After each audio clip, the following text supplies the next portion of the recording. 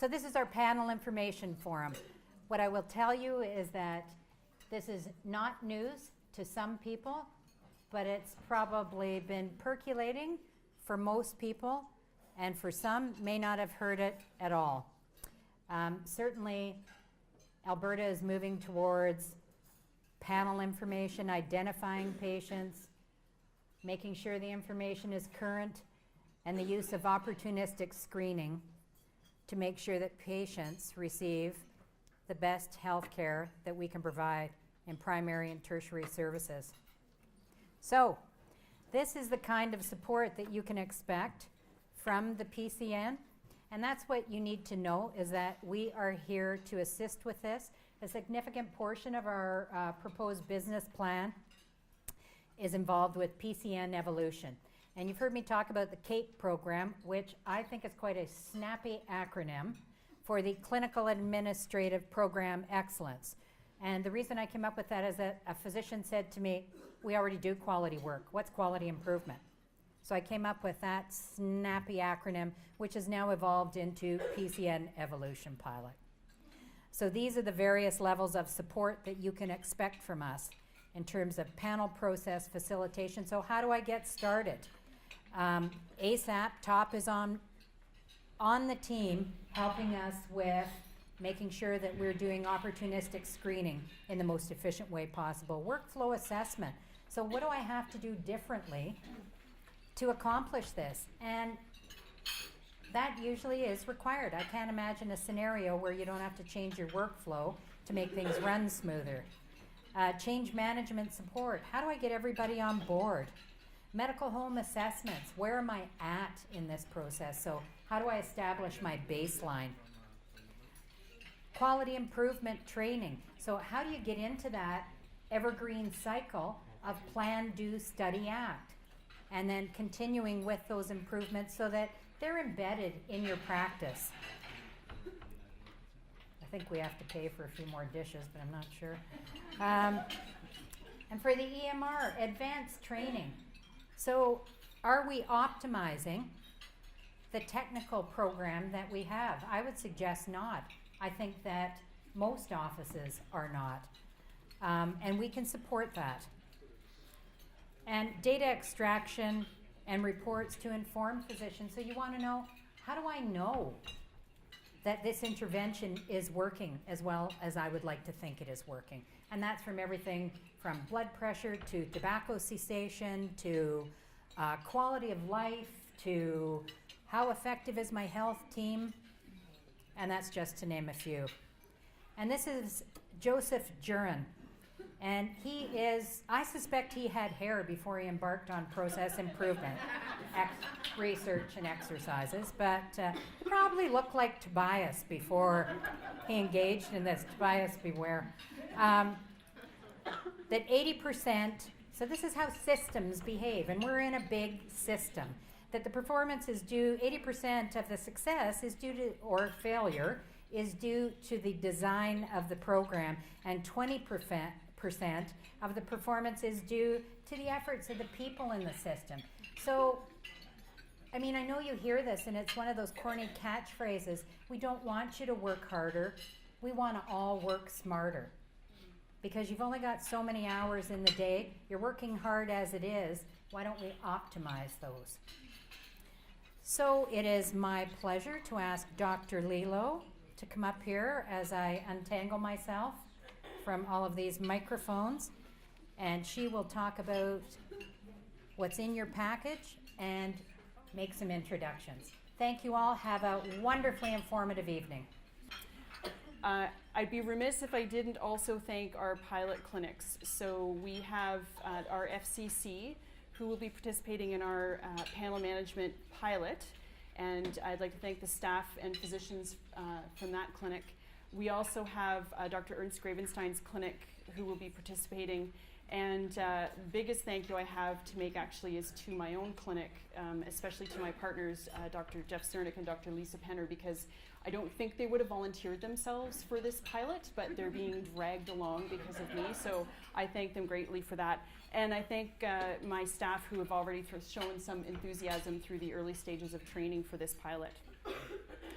In front of you, you should have a package that included the agenda.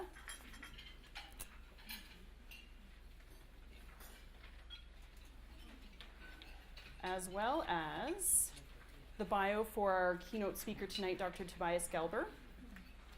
As well as this piece, which some of you may recognize. This was the third version of the invite we did for tonight's event, and this just gives you a little bit of information about why in the world would we want to go ahead with panel management and panel information.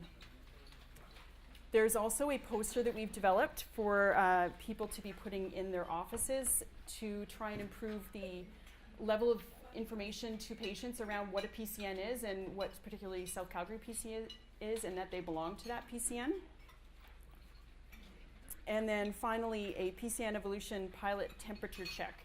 So this is meant to be done at the end of the evening once you've heard the information to decide, you know, are you totally excited and pumped like my nurse Margot, who can't wait to get started? Or are you feeling a little bit like, yeah, fair enough, I had a good meal, but thanks, no thanks, not right now. And what we're going to use this for is to try and understand, you know, who do we need to give more information to? Who should we tap on the shoulder for the next round after our pilot is underway? So let's get on with the program. I'd like to introduce our top team. So from Toward Optimized Practice, we have some representatives with us. So we've got Mark Watt, who is a program development lead. No, Mark's not here. We've got Lori DeBoer, who's a clinical process advisor, and she's going to be speaking here in a few moments. Thanks, Lori. And we've got Carrie Remington, who is another clinical process advisor, and I'm pretty sure that her and Margot have been having lots of conversations already about how I'm going to work differently at the office, so that's really exciting. And then finally, we've got Dr. Tobias Gelber, who will be doing the key presentation tonight. A few things about Tobias. He was a classmate of Dr. Brad Davies, actually. Don't know if you guys knew that. They're from South Calgary Medical. And I'm not sure if we'll hold that against him or whether or not we'll find some way to extract some stories about Dr. Davies for later. But Tobias is a primary care physician in Pincher Creek, Alberta, where he works in a fee-for-service model. So he's not on an ARP, because I think the things he's going to talk about are important to know that this is done in a fee-for-service model versus an ARP, because we all have this perception that ARP docs work differently, and of course they do. He has some general practice anesthesia experience, low-risk obstetrics experience, emergency room experience, as well as inpatients. He's a member of the Alberta Medical Association's Primary Care Alliance, a recipient of the AMA's Early Careerist Award for 2008, president for the section of Rural Medicine, preceptor for the Rural Integrated Community Clerkship at the University of Calgary for the last 5 years, and he's a faculty for numerous Alberta AIM collaboratives, which is why he's speaking tonight for TOP, because of the work he does there. So I apparently need to work harder to have a resume with as many things on it, so thanks, Tobias. So, yes, so you heard in my bio, I have my hands in a few different pies. But talking about primary care and primary care reform is probably one of the my preferred things to be chatting about. I really feel that this is an opportunity to spread the word and also inform people on some of the opportunities that are out there for primary care and the direction that we are going in the province. I have to start off by saying that I have no potential conflicts of interest, and I do get paid for my time here by TOP, but have no other fees that I'm claiming from anybody else. So we're talking a little bit about culture shift here. There's been a lot of good work done by PCNs across the province. We've got 42 PCNs, and given the 5 principles that we had to start PCNs, they were fairly nebulous, and so consequently we've had a lot of flexibility and latitude to develop things. And each PCN has developed some wonderful programs that have really helped the physicians and most importantly the patients in those PCNs. But what we're trying to do now is to take those pockets of excellence, those pockets of goodness, and align them a little bit more so that more of the other PCNs can learn from them and move in similar sort of directions. so we're really learning to put a lot of the right pieces together to be able to support physicians and PCNs to move in this common direction. Currently, some targets are starting to be set provincially by the PCN leads and by but those are just targets and goals, and each PCN can determine their own path and figure out how they're going to get there. So this is not a directive about saying this is how you have to conduct your business and this is how you have to perform. It's more saying this is where the evidence would suggest is the right place to go, and how you get there is up to you. We've got some suggestions if you'd like, but you can determine your own path. So really, at this present time, the opportunity does exist for us to be able to determine what our future looks like. I've created this, what's called Gelber's Golden Rule, and I really feel that we've got a limited window for this to occur. So Gelber's Golden Rule, do unto ourselves lest it's done unto us. There have been little tremors, little hints at what this might look like if we don't pull up our socks a little bit in primary care and start to improve. There's things like pharmacist prescribing that has eroded a little bit what the world of primary care has been able to do. There was the idea of the FCCs that was floated for a brief period of time. And so those are little hints that if we don't start to change the way we do things, to optimize, make things more efficient, those sort of things, that we're going to be told. And it may be in ways that we're not so comfortable with. And so we really have an opportunity now to be able to define what these changes look like on our terms and move things forward under our own direction and guidance. I'm going to start by saying a little bit about the journey that I've been through. So back in 2003, it was only a year after I got into practice in Pincher Creek, we set up something under the guise of a capacity building grant that was both federally and provincially funded.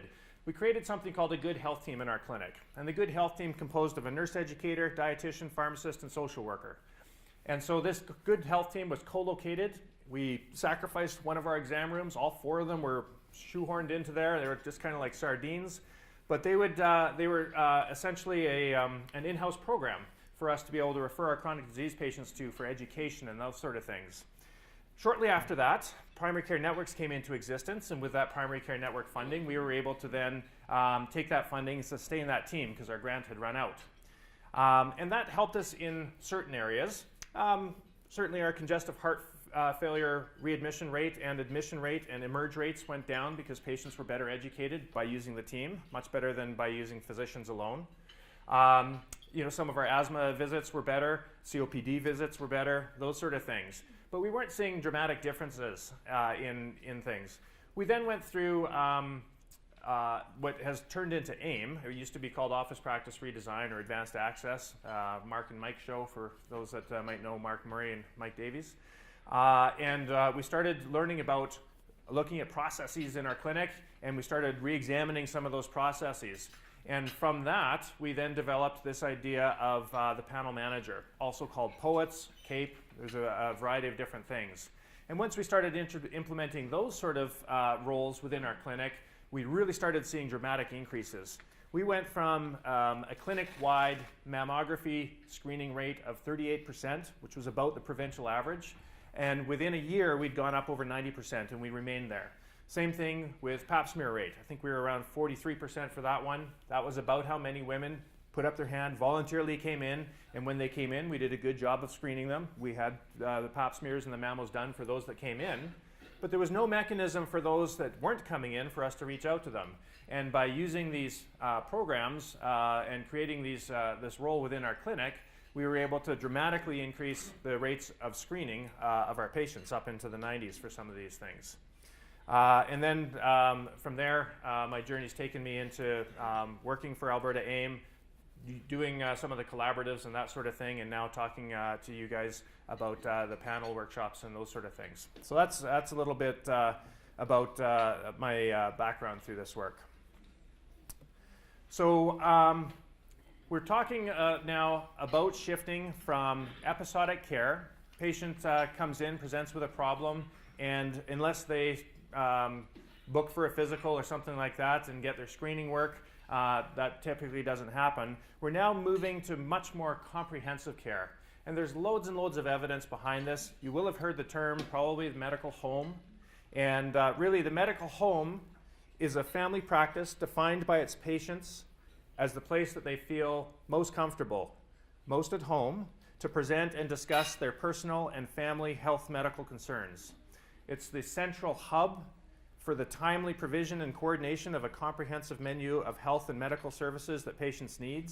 It is where patients and their families and their personal caregivers are listened to and respected as active participants in both the decision making and the provision of their ongoing care. So that is sort of the model that we are starting to move towards, where patients really identify your individual practices as the place to come to. But there are certain characteristics of those that we need to illustrate and highlight a little bit. Now, another term that you will have heard over the last year or two probably is this health home. And you might be asking yourself, well, how does a health home differ from a medical home? And originally, there was no difference. It was just that Alberta, being Alberta, we have to create things on our own and repackage things into the Alberta way. And so the medical home was rebranded as the health home. There was a few twists on it, however.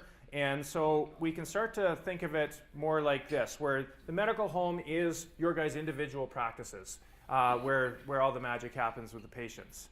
We start talking now about a health home as an area that starts to include some of the non-medical things, actually. So things like justice, social services, education, things that have influence over patients' well-being, but are not necessarily dealt with in the four walls of your clinic.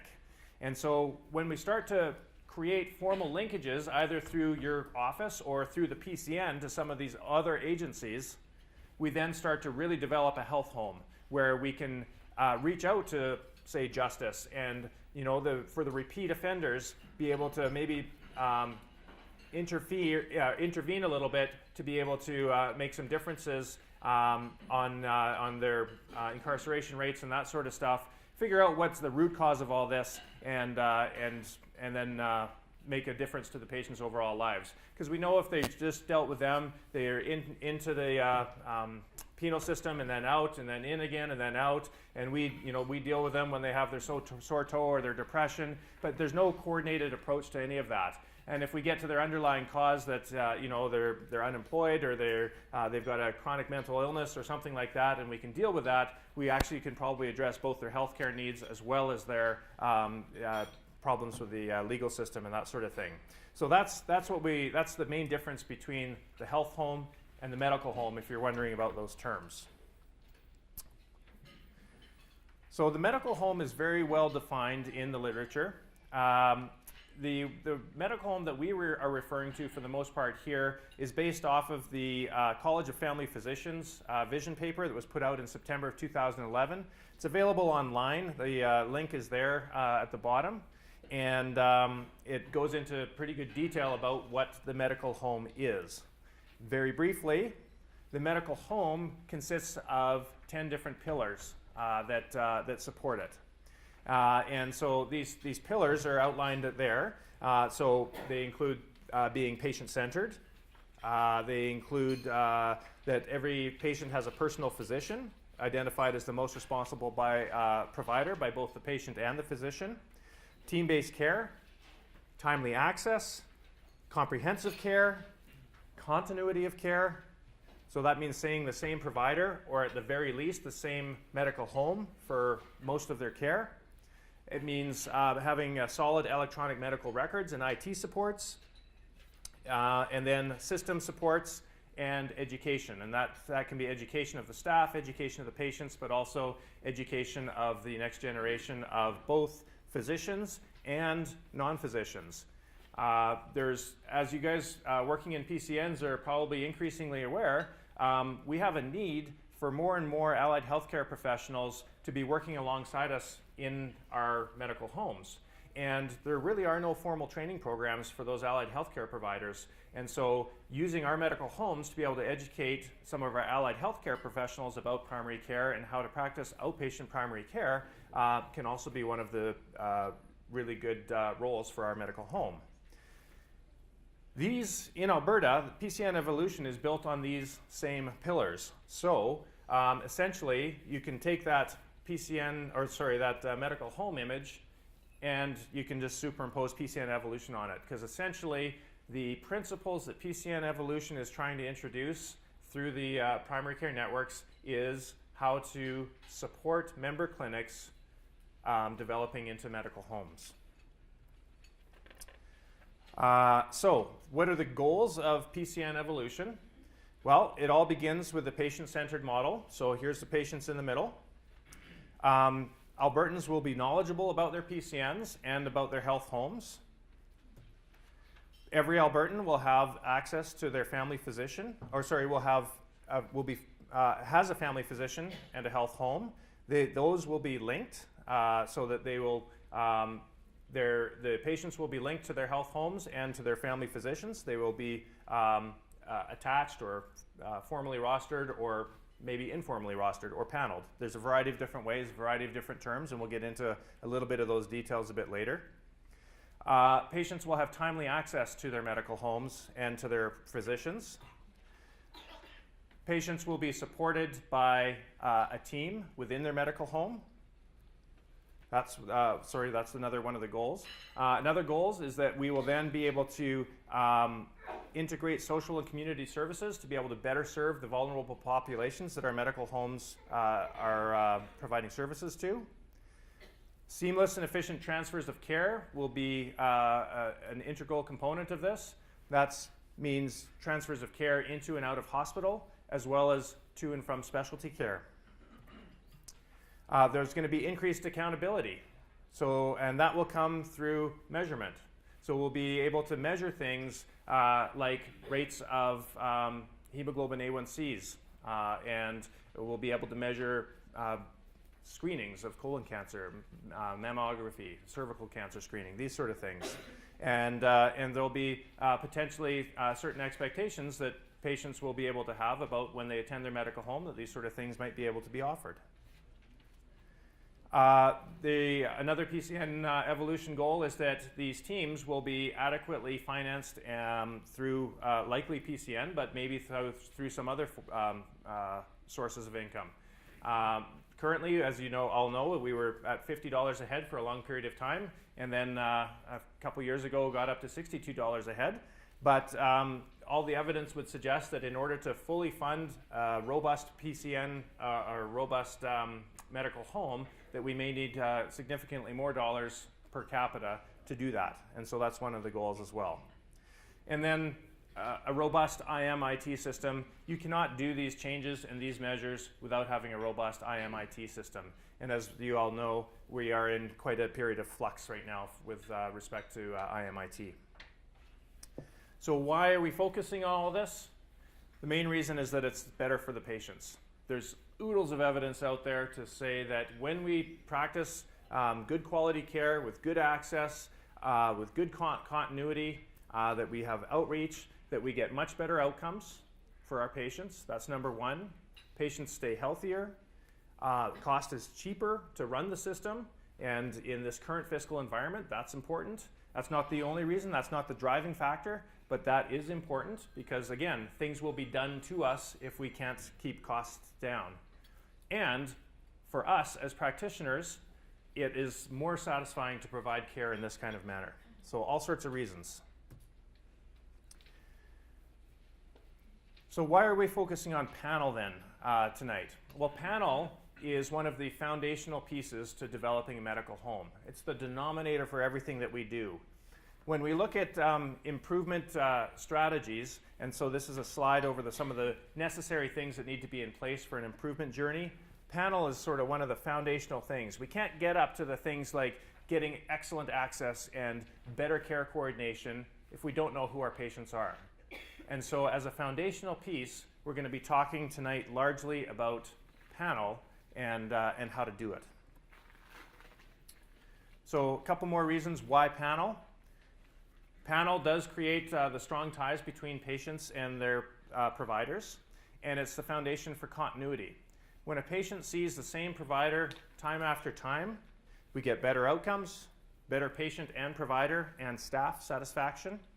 There's less use of healthcare resources, so less duplicate tests, less unnecessary referrals, less ER visits, less admissions, and more cost-effective healthcare. There's a few other reasons why we may be looking at panel. So there's some medical reasons.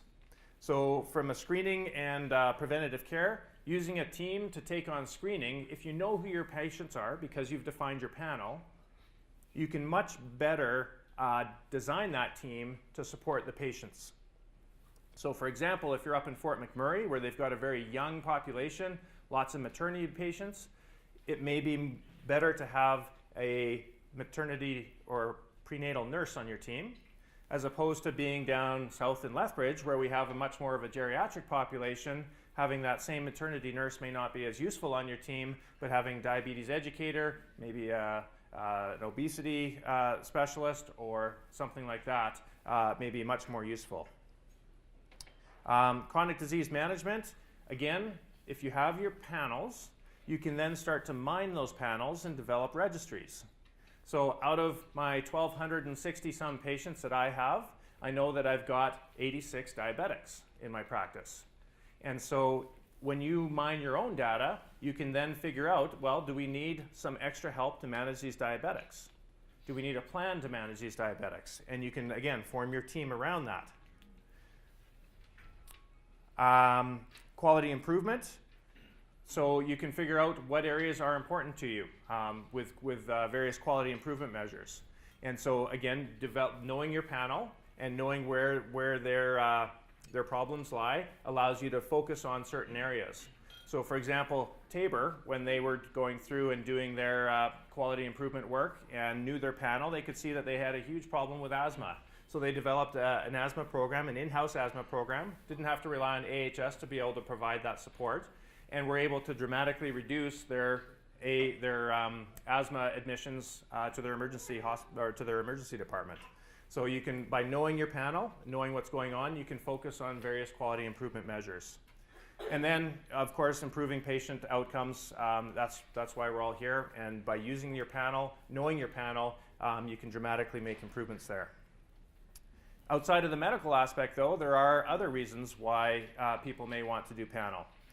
When you know who your patients are, there's improved workflow and efficiency. Evidence would suggest that every patient encounter is shorter by 2 minutes if you know them. And if you have, that may not seem like a lot, but if you have 30 patients in a day, that's going to be 60 minutes. That's an extra hour of your day that you can use to either see more patients, thus generating more income, or be off and be able to get home and have supper with your family, or get out for a round of golf, or who knows what, do what other things. So, but by knowing your panel, knowing those patients, and booking those patients only to see you, then you'll have better workflow and efficiency. Visits are more efficient, easier booking. When you know, when your staff knows your patients, they know that, oh, Mrs. Jones is here. She always takes half an hour. So we're going to book her for half an hour. And you don't have those time overruns, right? Or you know that Mr. Smith, he only shows up about 10% of the time. We're going to put him right at the end of the day so that if he doesn't show up, we can go home early. These sort of things, okay? So knowing your panel makes booking easier. Knowing your panel also allows you to potentially be more efficient at doing your complex care plans. If you know who your panel is, then you can know in advance that they are due for their complex care plan and get the paperwork done up in advance for that. Use some of your staff and your team to help with preparing that complex care plan, and that's a pretty significant revenue generator for many clinics. So another business case for knowing that. When you have an efficiently running practice who knows their panel, who uses these sort of techniques, for new grads coming out, it makes it a lot more appealing for them to come into a practice like that rather than a practice that will take all comers and is a little bit more scattered in their approach. So it can be very helpful from a recruitment standpoint. And then finally, eventually down the road, there's a possibility that we will be getting remunerated for meeting certain targets for measurement and for evaluation. And if you have a panel, then you can very easily do that, and you may be able to generate more income at that point. That's a future topic, but and it's certainly not coming. There's nothing that I'm aware of coming down the pipe, but certainly in other jurisdictions that has been the case, and it can be a very strong business case for knowing their panels. So in your handouts, there is this this sheet here, and essentially what this is saying that for now, for the next year, 2014-2015, one of the priorities of PCN evolution is on panel. And we are hoping that 80% of any given PCN's physicians will develop paneling processes. That's it, just a paneling process within their clinics by the end of 2015. So we're going to go through that, all those processes to panel over the next half an hour or so. I'm going to start here with a quick little video which shows various Alberta clinics who have actively been working on panel. This has been occurring across the province, and it helps to illustrate the importance of panel.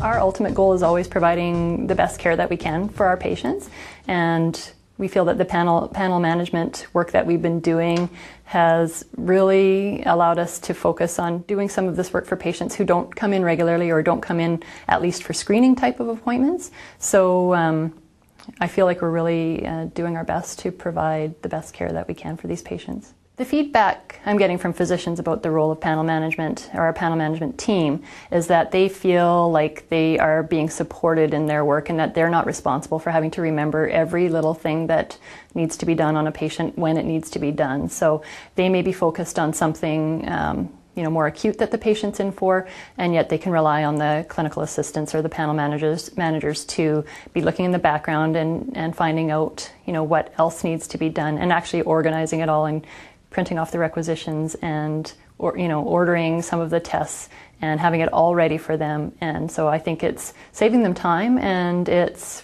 improving patient care without them having to do a lot of the work or be fully responsible for everything on their own. So time management is a bit of an issue. So when we first started doing panel management screening, it could take 2 to 3 minutes per patient for the clinical assistant to go through the entire template. But we found that with some persistence and the clinical assistants continuing to keep going and trying to do it religiously, that we've now knocked that down to 30 to 60 seconds per patient, which is much more doable for the clinical assistants. The physicians feel very positively about this position because they trust that I will let them know when patients are due for specific screenings, and also to give them background information that they need before they see their patient. I find it challenging when the patients are very adamant that they do not want to do this. They don't want to waste the doctor's time or the taxpayers' dollars. And I just try to really encourage them to come in because this isn't a waste of the taxpayers' dollars. For me, right now, patient satisfaction I think is better because they're like saying to us, oh, well, wow, you're actually interested in what is going on in my life. Like, I didn't come for that, but it's nice to see that you're following up with my labs and mammograms and this and that, because I haven't had that done for many years. So for me right now, that's probably the best thing that's going on right now. When I first started here, or for the first year, we had a resident that did a study in our clinic. And at that time I was working for 2 doctors, and she checked to see what the colorectal cancer screening percentages were. The 2 doctors that I was working for were 20% higher than the other 4 in the clinic. And it was at that time then that they decided to hire a second panel manager to reap the benefit for all the doctors and all the patients at that time. Panel management for us as physicians is a way to really ensure that we're providing good patient care as well as improving our efficiency, and it allows for us to sort of delegate some of the tasks that we would do to make sure that they're done in a more complete manner and that it actually gets followed up on regularly. We are often busy as family physicians and sometimes can have a lot of things to talk about in a visit, and so it's a way to ensure that someone else is looking at all of the things that we need to have done and making sure those things get completed. I think having a panel manager is a very, very valuable addition to a clinic. I think, as I said, it really increases efficiency, so patients can have their screening tests done before they even come to their physical exam, making 2 appointments one. And it also, as I said, really improves the comprehensiveness of their care and ensuring that things like their cancer screening aren't missed, or that they're at least brought up a few times so that they do have time to sort of make an informed decision about that. My advice would be, it may seem like a hassle to begin with, like a lot of things in medicine, but ultimately it is really, it's a time saver, and it's really great for the patients. It's great for us, and it's very surprising. You may think you're a great doctor and you order all the right things, but when it's on the computer, it's much smarter than we are, and they will pick up these things and remind you to do things that you would otherwise miss and forget, particularly if you have a practice where you don't always see your patient, someone else will see it. In a system like we have now, it's not foolproof, but it is closer to being foolproof, that these rules are getting picked up by the medical office assistants. They're doing things, and the locums themselves, when they get taught, they can actually do them as well. So it works for both for us and for the patients too. It's good for our clinic because it makes us better clinicians, and it makes our patients healthier for sure, and particularly in the screening aspects.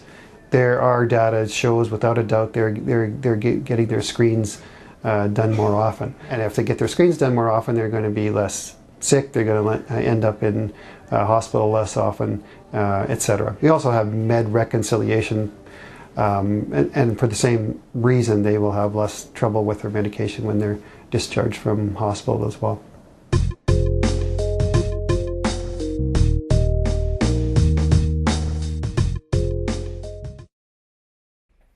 So as you can see, this is something that is starting to spread across the province in a variety of different venues. And so I'm here now to start to go through some of the more details about how you would start to set up a panel, how you go through this mess of charts that you've got in your EMR or in your paper charts, and figure out who belongs to who. So this is a cute little schematic called the improvement train, and essentially paneling is laying the tracks for the improvement train to roll on. So it allows for QI, it allows for continuity, it allows for chronic disease management, access, and clinical care. You can't really have an approach to any of those if you haven't done panel yet. So let's start in on panel. So it all begins with panel identification, trying to figure out who is on your panel. We're going to spend a bit of time on that. After that, it then goes into panel maintenance. Okay, you've spent all this time, this capital, this energy to define who your panel is. Now, how do we make sure that we don't have to do that process all over again 6 months later, a year later, 2 years later, and that sort of thing? So developing processes and strategies for panel maintenance is important. And then the holy grail of panel is actually doing some panel management, is taking that group that is now yours. These are the people that have put their trust in you to develop, to manage their care, and to manage them appropriately so that they are getting the care that they need. So to start with, panel identification. So just to show of hands, how many people have an active panel identification process in their clinics now? Okay, we've got a few out there. Okay, so essentially what the panel identification process is a routine process of asking patients to identify whom they consider to be their family doc. Just like when the patients present and you ask them, are you still at this phone number? Are you still at this address? It's one more of the demographic type questions that 95% of the time is addressed by the receptionist at the front desk. This is then documented on the patient record, and my understanding is that the vast majority of the clinics here are on one of the big three EMRs. And so I can say with certainty that all of those EMRs have a spot where you can not only document the primary care physician, but also the date and time with which that was done. So you can know when you last verified whether or not this patient is yours. The loop is completed by a process every now and then, once or twice a year, where the physician gets a printout of their list and just briefly scans it to make sure that there's no one there that they're like, hey, who's that? That's not my patient, those sort of things, okay? So that is essentially what the panel identification process entails. So like I said, 2 components. The patient record accurately indicates the most responsible physician, and all of these EMRs have to have a physician in there. The vast majority of clinics, though, it's the first physician that ever saw them, because in order for that patient record to be created, you had to put in a physician. And so now we've got this random assignment of patients. There are 2 different ways that you can actually sort that out. The quick and maybe a bit more painful way, but gets it over, ripping the Band-Aid off fast, is something that we call the panel party. And that's where the staff generally comes in after hours, orders some pizza, and sits down and starts to hammer through those charts to determine whether or not these patients are actually belonging to the clinic or not, and who they actually are. Most of the staff knows these patients and knows who they belong to, who they've been seeing, and then those that they don't, they will either phone or have a letter go out to try and confirm. So that's what a panel party does, and you can work through a panel pretty quickly. On the flip side is you can just develop this process that we just talked about of confirming and entering in the patient chart. And over time, you will see that your panel comes in and is much more clearly defined if that's all you do. And I'll show you another slide in just a second, which shows about how long that process takes. Shorter than you might think. The second part of a panel identification is that you need to be able to generate a list of those patients. So you need to be able to hit a button on the computer and have it spit out and say, yep, these are the patients that belong to Dr. X.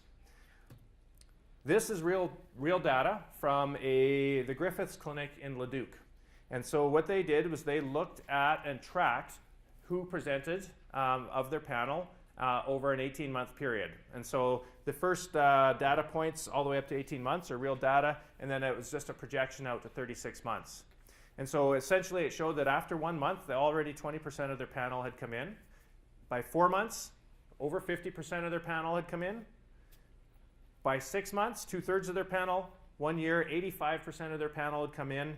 And by 18 months, 92% of their panel had come in. So if you do nothing more than just confirm and make sure that they're sorted correctly as patients present, you will have your panel within a 10% accuracy in 18 months. So that is the way that you will start to identify your panel and sort it out. There is a very excellent tool called the Guide to Panel Identification that is available. It's been developed by TOP with a lot of other partners contributing to it. And that also gives you some great resources on how you can start these processes. And like I said, the PCN Evolution panel goal that has been put out there for the end of this year is that each PCN will have 80% of their physicians with panel identification processes in use. Is this going to be enforced? Are you going to get kicked out of your PCN if you don't? No, not at all. But what this means is that the PCNs are now starting to incorporate paneling into their business plans. And a little birdie told me that there are facilitators that have been trained now in this PCN who can now reach out to the clinics to also assist them with these sort of processes. Now we get into panel maintenance. And these are processes for ensuring that the patient record always accurately reflects the physician-patient attachment. So these are processes that are put in place so that when a patient passes away or moves, they can be removed from your panel. So you're not reaching out to Mrs. Jones for the mammogram when she passed away 3 months ago. That's awkward. We don't like that. And usually it's our staff that's having to do those phone calls. And so we need to put things in place for those sort of things. Additionally, many of us do additional type procedures in our offices. We act as GP specialists for a variety of things. So some people do vasectomies, some people do colonoscopy, some people do counseling, etc. And so when those patients come to your clinic as referrals, most of the time they just automatically get put on your panel because you're the one that sees them. But there's ways in your EMR of creating different labeling. So you can have doctor consult, or you can have doctor long-term care, or doctor walk-in, or doctor not from this clinic, or something like that. So that when those patients come to the clinic, they're automatically sorted right off the bat. And you're not having to try and figure out this patient that I saw 3 years ago for a vasectomy consult and trying to get them off your panels to try and clear it down the road. So that sort of labeling process is extremely helpful at maintaining the accuracy of your panel. So panel maintenance tips. So have processes in place to register new patients, sort them accordingly, and remove those that have left the practice in one way or another. You can use panel cleanup techniques to try and find patients who have fallen off your panel. So these are things like running a panel report and saying, I want a list of all the patients that haven't seen me in the last 3 years. And then maybe examining those and seeing if some people have slipped away, moved off to another place, and not come in, or are these just patients that have been healthy and haven't needed to come in, right? And confirming to see whether or not they're still around, so that you can maintain that relationship. And when they hit the various milestones, turning 50, time to get some various screening stuff done, you can actually reach out to this healthy person and try and maintain their health. The other thing that is essential for this to work well is that you need to build this into somebody's job description. And I know everybody is working to the max already, but if there are resources to bring in new staff, or if a staff member is left and you're retraining somebody, or if you can spread the load among a variety of different people, by integrating this into a job description and just having it as part of what somebody does on a regular basis, you're much more likely to have it continue and be an ongoing process. So that's panel process, panel maintenance. Now we get into the panel management. So this may seem like a little bit of an interesting picture for panel management, but essentially what it's illustrating is that when you know who your panel is, you can slice and dice your panel up in a variety of different ways. And so you can find specific groups of patients that need screening, chronic disease management, care planning, etc. So we like to call this panel arithmetic.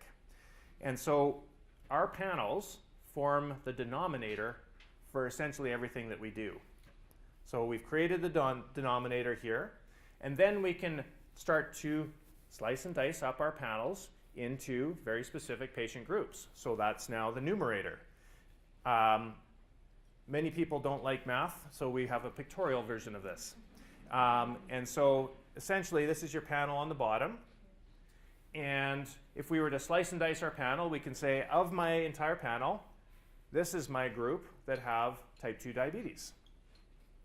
And then we can take that group and we can slice and dice it a little bit farther. So now we can take a subset of that specific patient group. So those are my type 2 diabetics, same group as before. And this is the group of my type 2 diabetics that are outside the target that I have set for them. And then we can have targeted interventions to be able to try and bring those people back into target. Get them in for diabetes education. Examine their medication lists. Are we overlooking some diabetes meds that maybe we should have them on? Do they just not come in and they're getting their blood work done, but they're not coming in? Maybe we need to reach out to them. But it allows you to really focus down and actively manage those patients that most need it. All right, so now we know a little bit about panel. Now that we know a little bit about panel, what are the benefits of panel? There are many, but we've talked about some of them already. There is better patient outcomes. So you can imagine that small group of type 2 diabetics, if you're able to identify them and reach out to them, chances are you're going to have a lot better care of that type 2 diabetic and for your entire patient population.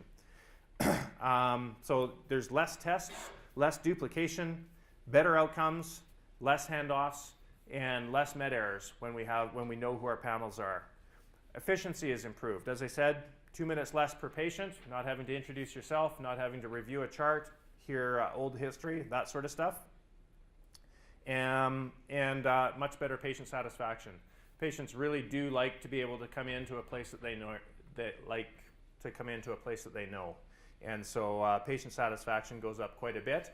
But interestingly, so does provider satisfaction. When we look at panels and providers across a wide variety of practices, provider satisfaction goes up significantly, as does your staff satisfaction. When they're dealing with patients that they know, they've got the relationship with them as well, their satisfaction goes up. And we all know what trouble it is when we have staff turnover because of unsatisfied staff. The retraining, there's costs to retraining, there's heartache to retraining, and if we have satisfied staff, there's less of that we have to deal with. When you know your panel, it helps with decisions about who you need on your multidisciplinary team. As we move down this road of PCN evolution, team-based care is increasingly going to be promoted. And so by knowing who your panel is, you can then craft that team that is going to best serve your panel. Additionally, once we start to use our EMR, we can do a lot more things with our panel.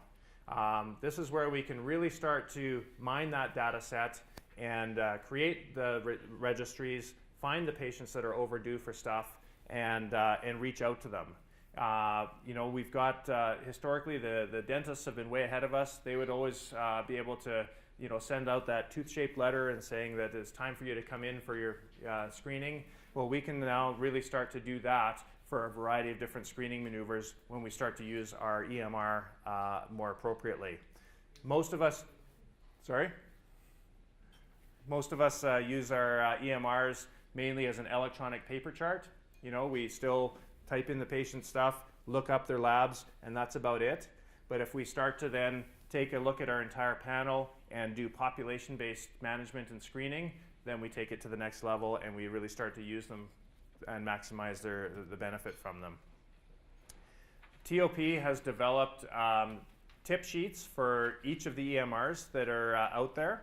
So Genoki, MedAccess, MicroQuest, Telin, TELUS Wolf, TELUS Physician Suite or the PS Suite, and Accuro. And so they're on this link here. There are all sorts of tips about how you can optimize your own EMR that you're using to better manage your panel.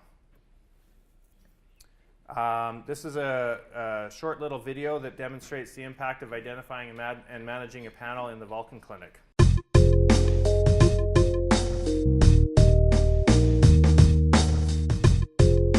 We had an individual that just turned 50 years old that qualified in our EMR set of rules for colon cancer screening. Not really, the gentleman wasn't really that excited about doing that test and was convinced to take it home, and he agreed to bring in his fit test, and it turns out that I called him back to let him know that in fact was a positive test that needed following up within a short period of time for colonoscopy. He has gone on to having surgery and treatment for cancer, and he was completely asymptomatic, which means he had no signs of any problems in his health. He'd been completely healthy up to that point. He's also a father of 6 children, and this never occurred to him that it would be anything but a perfectly normal test. He's also contacted as a result his siblings. He's from a large family himself, and a sister of his has gone on to also have early signs and positive testing for colon cancer as well. It's really dawned on him that that screening is important, and that everybody should be doing screening. One success story, just because I saw her today, this is a lady who was, her rule kept coming up to have a mammogram done, and she refused. So, and part of what makes it good is not good, but you get a second chance, because if the medical office assistant asks her whether she wants to have a certain procedure or a screening done, in this case it was a mammogram, she says no, there's a note there that she refused, and then I have a second chance. Not that doctors are the be-all and end-all, but it gives you they have a time to reflect on that, and then when I ask, maybe they'll change their mind. So this is what happened a couple times with this particular lady. She did have a mammogram, turned out to be a cancer, and has now gone on for treatment and whatever. But if those mechanisms weren't in place, she was not a type of person to just bring it up, oh, I think I'm due for my mammogram. So it was because of our system that was picked up, and potentially life-saving for sure.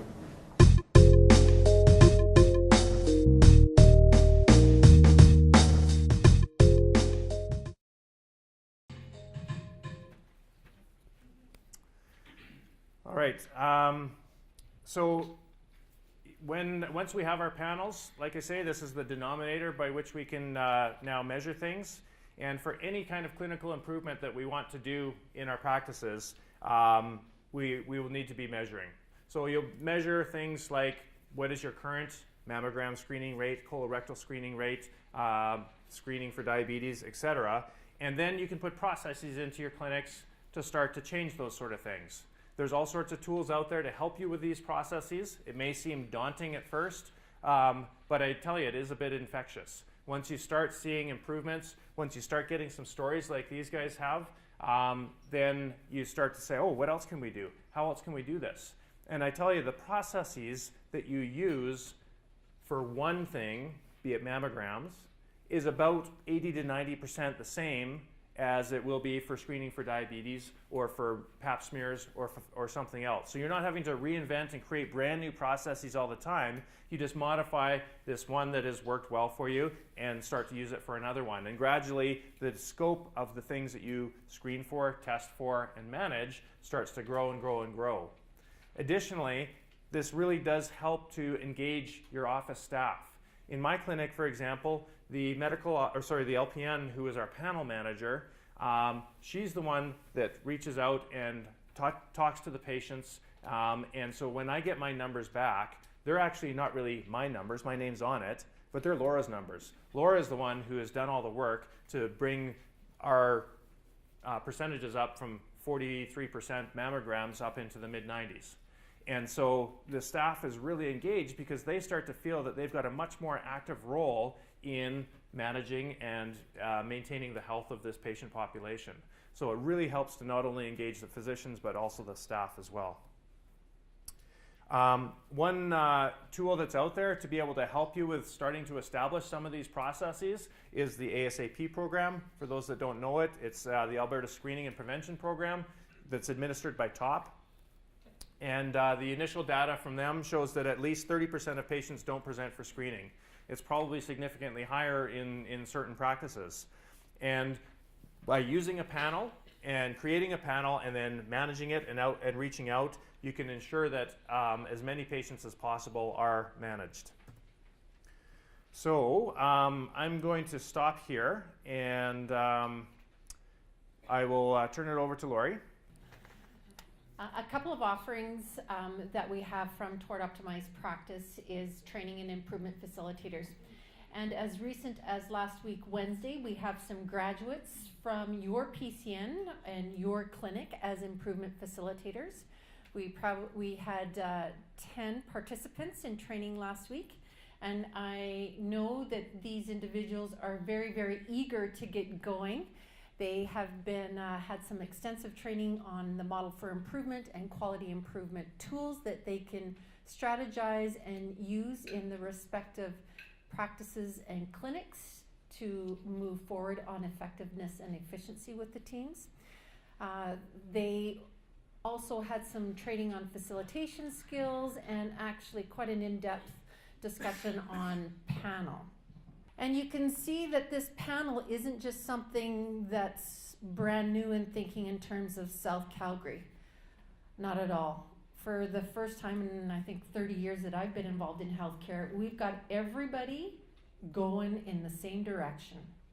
So we've got a lot of partners and we're all finally moving in the same direction.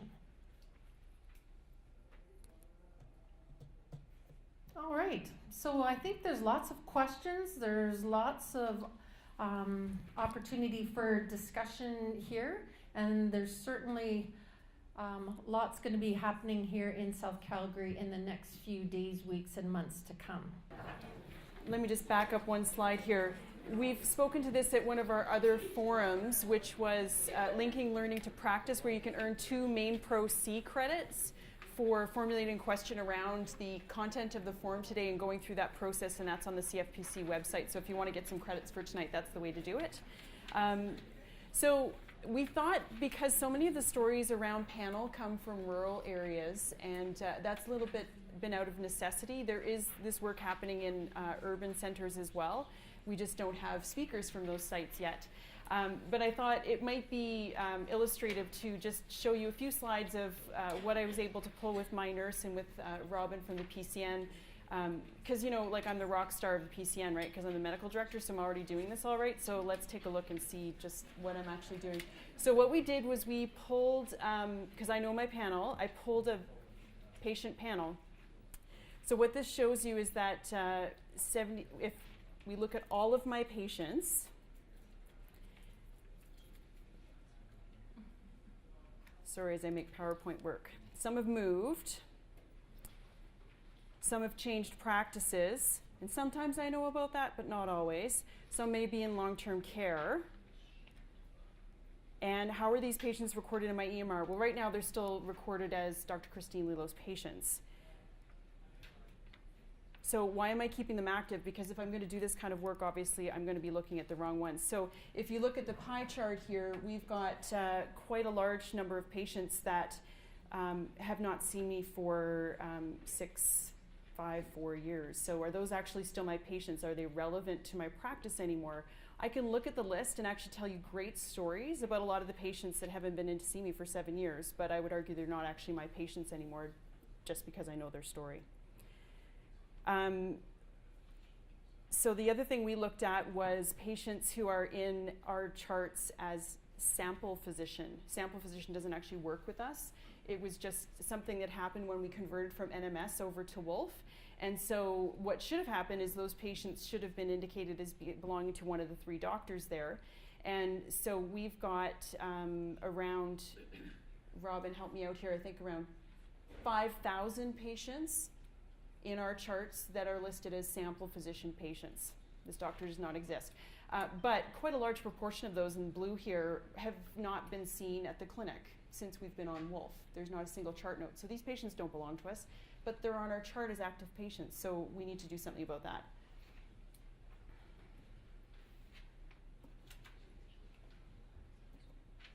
And then we also looked at address confirmation. So in our records, we have a large number of patients that have not had a 403 added to their phone number, which means we haven't verified their phone number in at least 3 years, because we've all been doing 10-digit dialing for at least that long. And because we had Margot at the training over the last couple of weeks, we've started doing some of this, and we've changed how we ask the question, because we used to say, has any of your contact information changed? Patients say, no, it hasn't changed at all. Lo and behold, we've got their 5th last address on file because they just don't think to change it with us. So we've changed already our process now. We've got signs posted around asking patients to update their information. And instead of spending hours to try and reach patients for an urgent test that we've organized, we're doing a lot better job of spending a few moments when they come in and saying, do you still live at 130 Chapala Grove? And is your phone number still this number? And we found that about 50% of the patients who've come in over the last 2 weeks had something that needed to be changed. That's pretty crummy, so maybe I'm not such a rock star after all.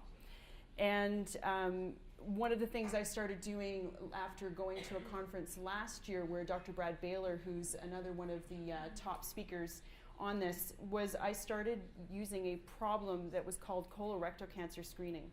So whenever I spoke to a patient about colon cancer screening and we identified they were going to have either FIT or colonoscopy as their screening test, I added a problem to their problem list that was colorectal screening.